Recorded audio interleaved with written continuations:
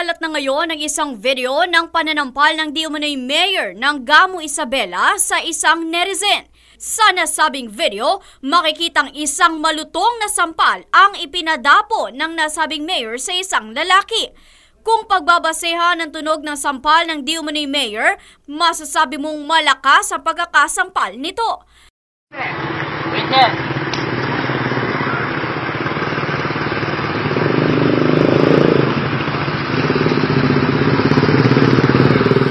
Makikita naman na nakaalalay lamang ang mga bodyguard nito at pulis na nakauniforme sa ginawa ng nasabing mayor. Bukod sa malakas sa sampal, minura din ng nasabing mayor ang nasabing lalaki na walang nagawa kundi ang humalukip-kip na lamang.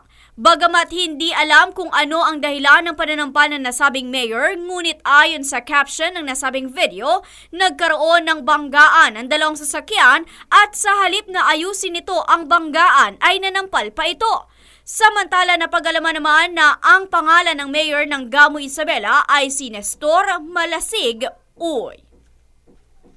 Para sa MBC Network News, RH44, Vian Dacles, naglilingkod sa pagbabalita.